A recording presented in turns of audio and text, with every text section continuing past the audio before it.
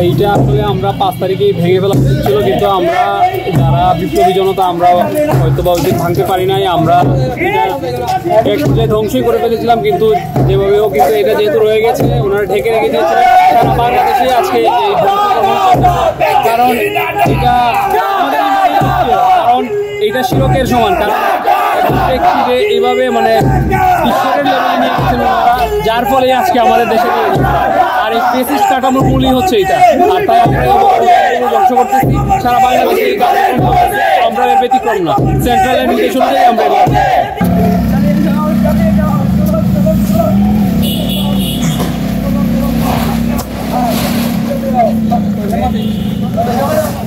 আমরা কেউ যেন আহত হয় না, আমরা কেউ যেন আহত হয় না।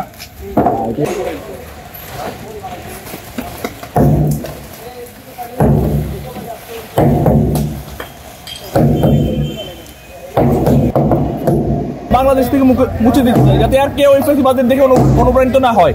যত মোরাল, যত যা কিছু আছে, চিহ্ন যারা রেখে গেছেন ফেসিবাদের সাথে এগুলো মুছে যায় বাংলার ইতিহাস থেকে।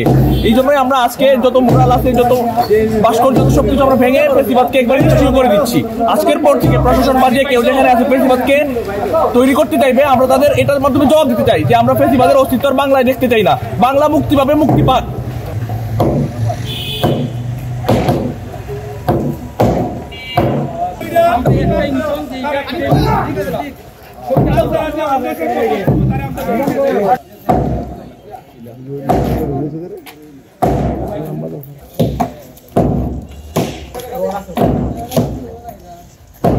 বাংলাদেশের কোনো জায়গায় এই ধরনের ভাস্কর্য থাকতে পারে না। আমরা 5ই আগস্ট জুলাই আন্দোলন সংগ্রাম করেছি, পরে ফ্যাসিস্ট সরকারকে পতন করেছি। ইনশাআল্লাহ আজকে রাত্রির ভিতরেই বাংলাদেশ থেকে সব ধরনের এই মুরালগুলা ইনশাআল্লাহ ঘুরিয়ে দেওয়া হবে। বাংলাদেশে এর কোনো চিহ্নই থাকবে না। এরই ধারাবাহিকতা আজকে সুনামগঞ্জের পৌরসভার মধ্যে যে এই মুরালটা ছিল, এটার মাধ্যমে আমরা সুনামগঞ্জ ভাঙতে শুরু করেছি এবং সুনামগঞ্জের যত জায়গায় যত মূর্তি আছে ইনশাআল্লাহ আজকে রাত্রির ভিতরে আমরা সবগুলো ভেঙে ফেলব।